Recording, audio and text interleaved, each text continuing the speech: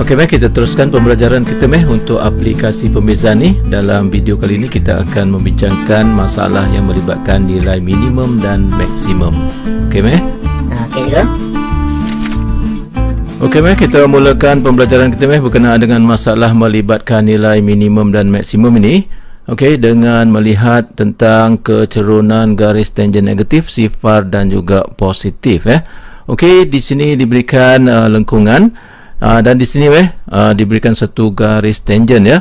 Nampaknya garis tangen ini condong ke kiri. Okey. Garis tangen ini dikatakan sebagai kecerunan garis tangen negatif. Okey juga, okey. Okey, yang kedua ni apabila garis tangen itu mendatar bila mendatar kecerunannya adalah sifar Jadi kita kata kecerunan garis tangen sifar.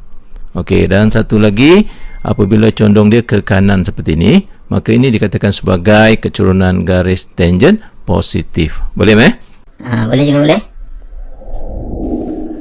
Okey, meh, untuk slide yang seterusnya, meh, di sini okey, cuba kita tengok di sini diberikan 4 lengkungan ya. Okey, untuk lengkungan yang pertama kita perhatikan di sini. Ini adalah titik yang paling bawah sekali pada lengkungan ini kita nyatakan sebagai titik A Okey, apa yang kita dapati di sini, meh? Ini adalah garis tangennya dan garis tangen pada titik A ini dia mendatar Okey, bagi lengkungan yang kedua pula Okey, di sini titik B adalah titik yang paling atas sekali dan di titik ini juga garis tangennya juga mendatar. Okey, bagi lengkungan yang ketiga ni, meh, di sini titik C. Okey, begitu juga garis tangennya mendatar. Titik D begitu juga. Dan satu lagi, meh, titik E pada lengkungan yang keempat ini. Di sini garis tangennya juga mendatar. Jadi apa yang dapat kita perhatikan di sini, di setiap titik ini, okey, garis tangennya adalah mendatar okey. Jadi erti kata lain, pada setiap titik ini nilai kecerunan tangennya adalah sifar. Betul tak, meh? Okey juga, betul juga. Semua titik ini, meh, A, B, C, D dan E ni dikenali sebagai titik pegun. Kemudian anda perhatikan di sini untuk titik A dia merupakan suatu pusingan, nampak tak? Kat sini ada satu pusingan ya. Okey, begitu juga titik B. Kalau anda perhatikan titik B juga ada pusingan di sini. Titik C pun macam tu. Titik D pun macam tu. Dia merupakan satu pusingan kat situ Okey, tapi titik E dia tak memusing, meh. Betul tak, meh? Okey juga, betul juga. Okey, jadi titik A, B, C, D ini dipanggil titik pusingan. Okey, boleh faham? Okey juga, faham. Okey, bagus Okey, meh, seterusnya titik A dan titik D ni, meh, kita kenali sebagai titik minimum. Nampak? Kenapa minimum? Sebab dia duduk sebelah bawah Okey. Oleh itu, titik B dan C kita akan panggil titik maksimum. Boleh cakap tu? Okey juga, boleh. Okey, titik E pula, meh. Titik E ni dia dipanggil apa tau?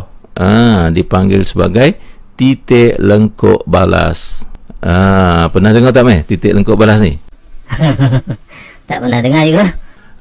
Ini benda baru, meh, yang ambil belajar dalam admath ni. Okey juga, okey. Okey, meh, di setiap titik ini, meh, yang ni kita kena tahu di setiap titik ini nilai dy per dx nya adalah sama dengan kosong. Tahu meh, kenapa?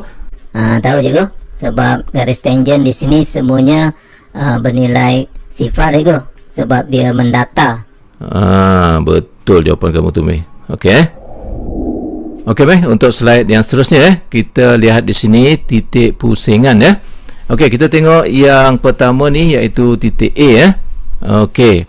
Dan kita lihat pada lengkungan ini, meh, di sebelah kiri titik A ini adalah garis tangen dan condongnya adalah condong negatif jadi nilai dy dx ni lah kurang daripada kosong. Okey, untuk garis tangen yang terletak di sebelah kanan titik A ini dia condong ke arah positif. Arti kata lain, dy per dx positif, iaitu lebih besar daripada kosong. Boleh faham Okey juga, boleh juga. Okey. Jadi dapat kita buat kesimpulan di sini, meh, iaitu dy per dx berubah tanda dari negatif ke positif. Di sebelah kiri ni negatif, sebelah kanan positif. Okey, keadaan ini menyatakan kita bahawa titik pusingan yang ditunjukkan ini adalah titik minimum. Baik, seterusnya untuk lengkungan yang kedua ni, titik B ni. Okey, kita buat perkara yang sama. Kita lihat di sebelah kiri titik B.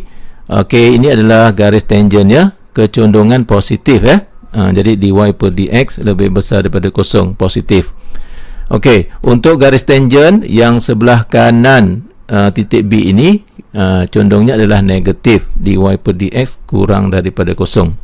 Jadi di sini dapat kita buat satu kesimpulan bahawa dy per dx berubah tanda dari positif ke negatif. Maka titik pusingan ini adalah titik maksimum. Nampak? Okey juga, okey. Boleh. Okey, kita teruskan dengan aktiviti penerokaan. Di sini cari koordinat titik pusingan bagi lengkungan y sama dengan x kuasa 3 tolak 12x. Seterusnya tentukan sama ada setiap titik pusingan itu ialah titik minimum atau titik maksimum.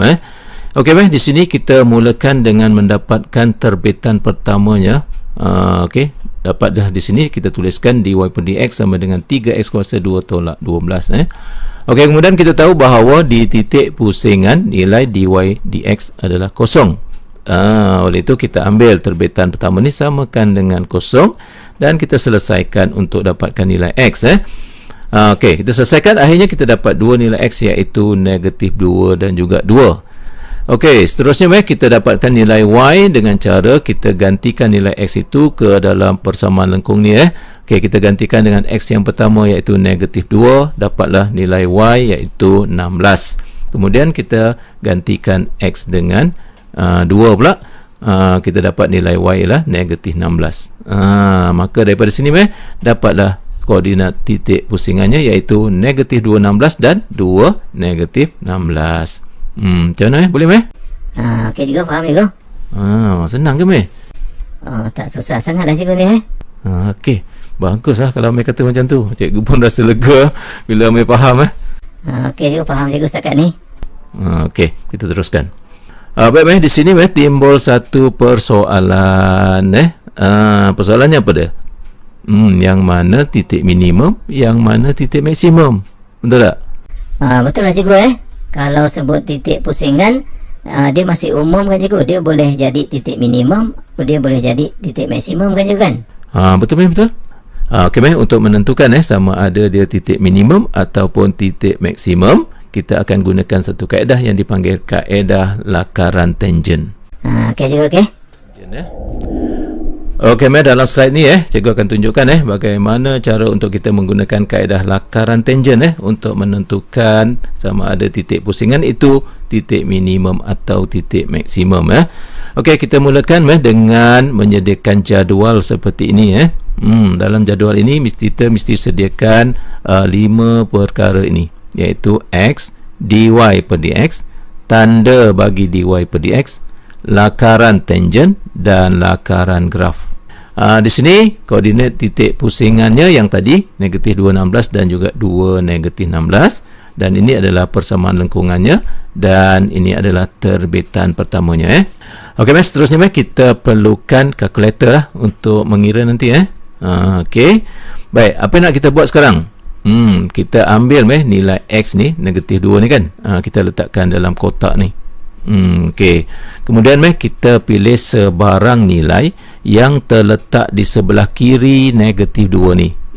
Yang paling baik adalah yang paling hampir lah dengan negatif 2 tu. Boleh pilih sebarang nilai, tapi pilih yang paling hampir. Cikgu pilih di sini lah negatif 2.5. Okey, kemudian satu lagi kita pilih sebarang nilai yang terletak di sebelah kanan negatif 2. Cikgu pilih negatif 1.5. Jadi kalau boleh kita pilih ni nilai yang paling hampir lah dengan 2 tu. Okey, seterusnya kita akan gantikan nilai-nilai x ini ke dalam fungsi kecerunan ni. Okey, untuk negatif 2 kita dah tahulah dy dx dia kosong lah kan, sebab kita dah cari tadi. Okey, sekarang ni gantikan nilai x ini dengan negatif 2.5. Tekanlah kalkulator. Okey, jawapannya nanti akan dapat ialah 6.75. Okey, kemudian ambil gantikan pula X negatif 1.5 ni ke dalam dy dx ni. Okey, nanti akan dapat negatif 5.25. Boleh meh setakat tu? Okey, je boleh go. Okey. Jadi seterusnya meh tengok di sini tanda bagi dy per dx. Tanda ni maksudnya ialah positif ataupun negatif ya. Kita dapati di sini nilainya adalah positif, maka kita tulis sini positif. Okey, yang kosong ni kosong lah. Okey, kemudian yang ini pula tanda dia negatif kan? Jadi kita tulis sini negatif. Boleh? Okey juga, okey. Baik. Kalau tanda dia positif di sini maksudnya dy per dx positif, maka tangent dia macam mana? Tangent dia akan condong ke kanan seperti ni. Betul tak? Betul juga. Okey, kalau dia kosong dia akan mendatar, akan macam itulah. Seterusnya kalau dy per dx nya negatif, maksudnya kecondongannya ke kiri seperti ni. Betul tak? Betul juga, betul.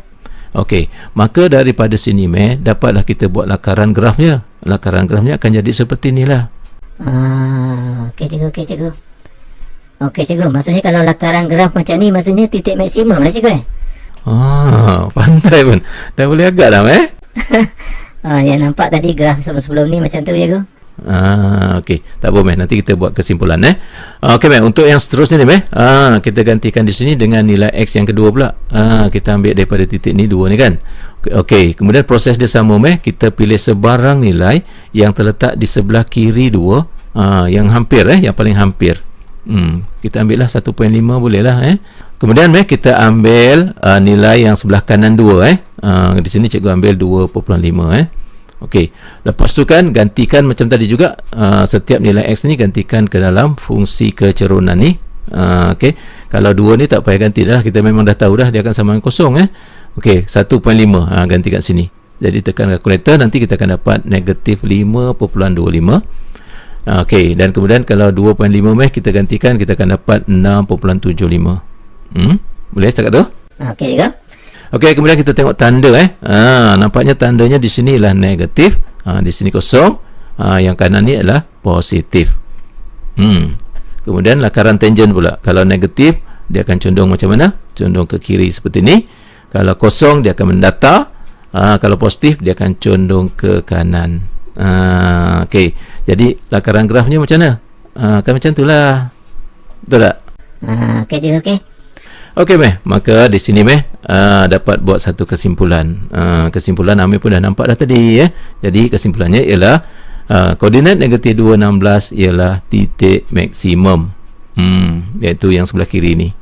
Okey. Manakala koordinat titik yang satu lagi iaitu 2, negatif 16 ni adalah titik minimum.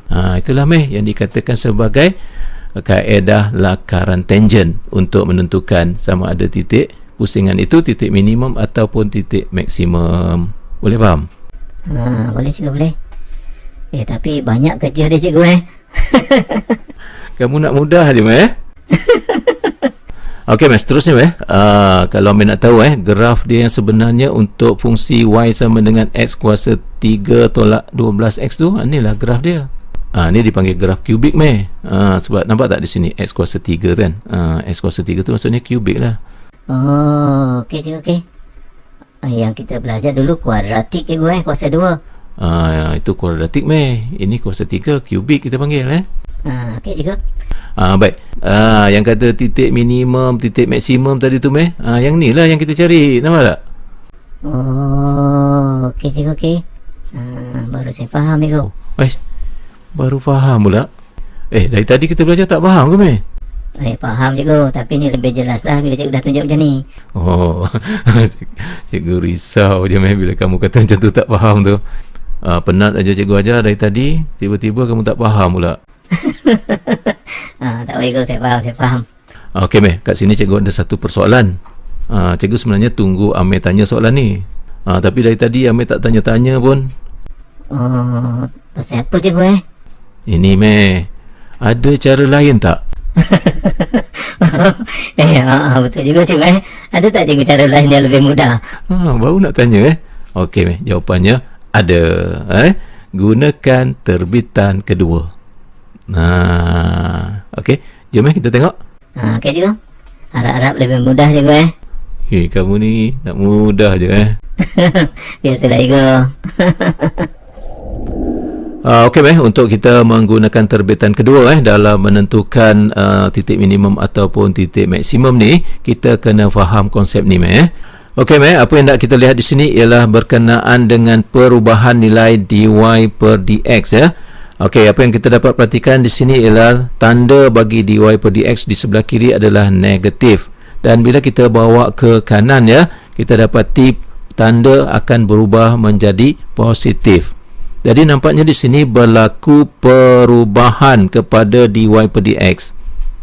Boleh faham tak ni Okey, tak apa cikgu teruskan dulu. Saya sambil berfikir ni. Okey, bagus Okey, dekat sini berlakunya perubahan kepada dy per dx dari negatif ke positif. Okey, perubahan kepada dy per dx itu itu mentakrifkan apa yang dikatakan sebagai terbitan kedua. Jadi kita katakan di sini bahawa terbitan keduanya bernilai positif. Ini menunjukkan bahawa perubahan dy dx dari negatif ke positif. Macam mana boleh? Okey cikgu, okey. Kenapa cikgu? Tak, cikgu nampak muka kamu tu macam confident, macam tak confident, sama banyak Itulah cikgu, nampak macam payahlah juga cikgu Okey tak apa jangan risau nanti kita dah tengok contoh soalan nanti mereka akan faham lah apa yang cikgu maksudkan ni. Okey cikgu, okey. Baik, daripada sini kita dapat buat satu kesimpulan, iaitu jika terbitan keduanya bernilai positif, maka koordinat titik itu adalah titik minimum. Boleh? Okey cikgu, okey. Angguk-angguk je kepala Itu je cikgu yang saya boleh buat. Okey, baik, kita tengok yang kedua pula sama juga kita nak tengok perubahan kepada dy dx dia. Okey, kalau kita lihat di sebelah kiri di sebelah kiri dy dx dia bernilai positif, dan bila kita bawa ke kanan berlaku perubahan tanda, iaitu daripada positif ke negatif. Boleh yang tu Yang tu boleh juga. Okey, perubahan kepada dy per dx ini dia akan mentakrifkan apa yang dipanggil sebagai terbitan kedua, iaitu d kuasa 2y per dx kuasa 2. Dan di sini ditulis kurang daripada kosong ataupun negatif. Kenapa negatif? Di sini menunjukkan perubahan daripada positif ke negatif. Itu sebab di sini kurang daripada kosong. Okey cikgu. Saya faham. Baru nak faham Cikgu terangkan yang ni barulah saya nampak. Okey, kalau macam tu kalau betul dah faham, cuba kesimpulan. Jadi maksudnya cikgu, kesimpulannya jika terbitan kedua ini bernilai negatif, maka titik yang wujud itu adalah titik maksimum cikgu. Betul? Faham dah pun Okey, tak apa macam mana pun kita akan tengok contoh supaya kefahaman itu lebih mantap Okey cikgu. Macam mana, menarik tak? Wow, ini memang tough cikgu tapi menarik cikgu. Macam tu lah kan best belajar macam ni. Betul cikgu, betul. Okey, kita teruskan di sini. Okey, apa yang kita nak buat sekarang adalah kita nak tentukan koordinat titik pusingan ini sama ada dia titik minimum ataupun maksimum menggunakan terbitan kedua. Jadi di sini kita perlu dapatkan terbitan yang kedua jadi terbitan keduanya ialah 6x. Kemudian kita ambil setiap titik tu, kita gantikanlah nilai x dia. Yang pertama ni x nya kita gantikan dengan negatif 2 dan kita lihat nilai yang kita akan dapat itu sama ada dia positif ataupun negatif. Jadi kalau nilai dia negatif, maka kesimpulannya titik ini adalah titik maksimum. Betul tak? Okey, kemudian kita ambil titik yang kedua, langkah yang sama kita gantikan nilai x dengan 2 dan kita dapat jawapannya lah 12, iaitu satu nilai positif. Dan kalau terbitan kedua bernilai positif, maka titik itu adalah titik minimum. Cikgu, mudah sangat cikgu yang ni. Itulah keadaan ni lebih mudah kan daripada tadi yang lakaran tangent tu. Kenapa cikgu tak ajar daripada tadi yang ni? Tak boleh kita kena tahu dua-dua lakaran tangent pun kena tahu, kaedah terbitan kedua pun kena tahu juga. Kenapa cikgu Nanti meh dalam keadaan-keadaan tertentu meh dia minta kita jawab menggunakan kaedah lakaran tangent, meh tak boleh jawab pula. Oh, betul juga Itulah kita kena tahu lah meh semua sebab semuanya tu ada dalam kita punya syllabus AdMaths kita meh. Okey juga, okey. Okey meh, dalam slide seterusnya ni kita akan lihat satu contoh soalan. Okey, cari koordinat titik pegun bagi lengkung Y sama dengan X kuasa 4 tolak 4 X kuasa 3 tambah 1 dan tentukan sifat setiap titik pegun itu. Jadi di sini meh langkah dia macam mana? Okey, ini persamaan lengkungnya. Yang pastinya meh kita kena dapatkan terbitannya. Okey. Baik, kita tahu bahawa di titik pegun nilai dy dx nya adalah sama dengan kosong. Oleh itu 4x kuasa 3 tolak 12x kuasa 2 sama dengan kosong. Maka di sini meh kita selesaikan. Akhirnya kita dapat dua nilai x iaitu kosong dan juga 3. Kemudian bagi setiap nilai x ini kita dapatkanlah nilai y nya. Kita gantikan nilai x ni dengan kosong dapatlah nilai y 1 Okey daripada sini kita dapatlah koordinat 0 1 Okey, seterusnya kita gantikan nilai x sama dengan 3 okey untuk kita dapatkan nilai y dan akhirnya kita dapat nilai y iaitu negatif 26. Maka di sini kita dapat satu koordinat lagi iaitu 3 negatif 26. Inilah dia koordinat titik pegun yang kita cari iaitu 0 1 dan juga 3 negatif 26. Boleh meh? Okey juga boleh. Okey mas, seterusnya kita perlukan di sini terbitan yang kedua sebab kita nak tentukan sifat titik pegun tu. Okey mas, kita ambil koordinat titik pegun iaitu 3 negatif 26 ni. Okey, kita gantikan nilai x sama dengan 3 ini ke dalam terbitan kedua ni dan akhirnya kita dapat nilainya ialah 36, suatu nilai positif. Seperti mana yang kita tahu bahawa sekiranya nilai terbitan kedua itu bernilai positif, maka titik ini adalah titik minimum. Meh faham kan? Faham juga, faham. Okey meh, untuk titik yang kedua ni kita jalankan perkara yang sama kita gantikan ke dalam terbitan yang kedua nilai x ni kosong, gantikan dan akhirnya kita dapat nilai kosong. Nampak tak? Di sini timbullah satu pertanyaan berdasarkan kepada kesimpulan yang kita dapat tadi berkenaan dengan titik minimum ataupun maksimum menggunakan terbitan kedua, kita dapat positif dengan negatif saja kan. Tapi kali ini dapat kosong. Jadi apa yang boleh kita katakan? Tiada rumusan. Betul tak? Apa yang kita nak rumuskan kami kan? Betul juga, betul. Jadi di sini timbullah satu persoalan macam mana kita nak tentukan Okey, jadi di sini kita akan menggunakan kaedah lakaran tangent. Okey cikgu. Kena gunakan lagi cikgu kaedah tu. Yang panjang-panjang tu. Itulah itu yang cikgu kata kita kena belajar semua tak boleh lari cikgu mana boleh Okey kita tengok bagaimana kaedah lakaran tangent ni kita nak gunakan Okey, kita tuliskan dulu persamaan lengkungannya dan juga terbitannya Okey.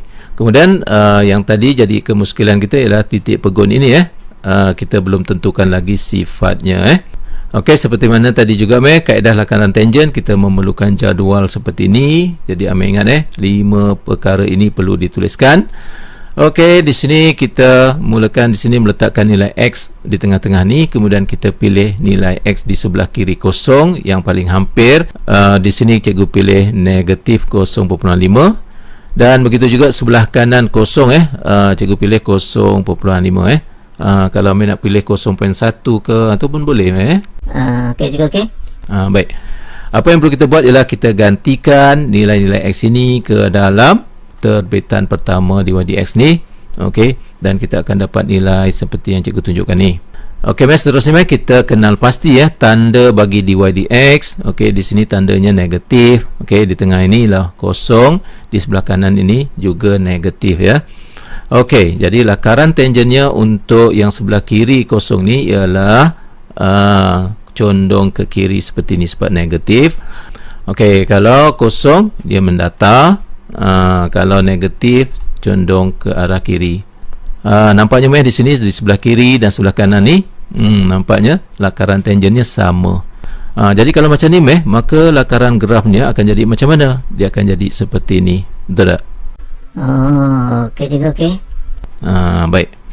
Jadi meh di sini apa yang dapat kita simpulkan ialah disebabkan tiada perubahan tanda iaitu sini negatif, sini pun negatif. Jadi tiada perubahan tanda maka koordinat 01 dikenali sebagai titik lengkuk balas. Oh, yang ini titik lengkuk balas cikgu macam cikgu cakap mula-mula tadi. Yang inilah meh. Macam mana, okey tak? Okey cikgu, okey. Okey meh, kita teruskan di sini meh. Kalau kita nak lukiskan meh graf y sama dengan x kuasa 4 tolak 4 x kuasa 3 tambah 1 ni meh, graf dia akan jadi macam ni. Wow, menarik cikgu graf ni. Tak pernah tengok pun. Itulah meh. Kalau kamu tak belajar Maths, kamu tak jumpa lah meh graf macam ni kan. Betul cikgu, betul. Okey. Jadi di sini meh, yang kita cari tadi titik minimum kan, 3 negatif 26 tu. Kemudian kita dapat tadi titik lengkuk balas. Dia ada di sini lah. Nampak tak? Oh, okey cikgu, okey. Saya faham. Okey, bagus. Oh, cikgu lega meh bila meh kata meh faham. Bukan senang ni meh kan? Itulah cikgu, taklah senang cikgu Tapi bila kita teliti betul-betul cikgu, tak susah sangat sebenarnya. Bagus. Macam tu lah baru berfikir positif jangan tengok macam ni terus nak nampak susah. Betul tak meh? Betul cikgu, betul. Okey meh, berdasarkan kepada pembelajaran kita meh setakat ini dapat kita buat kesimpulan seperti berikut meh. Yang pertama di titik pegun nilai dy per dx sama dengan kosong. Okey meh, yang kedua meh, untuk menentukan sifat titik pusingan sama ada titik minimum ataupun titik maksimum, gunakan kaedah lakaran tangent atau kaedah terbitan kedua. Kesimpulan kita yang ketiga ialah untuk menentukan titik lengkuk balas, gunakan kaedah lakaran tangent. Okey, yang keempat, untuk menyelesaikan masalah nilai minimum atau maksimum, gunakan dy per dx sama dengan kosong.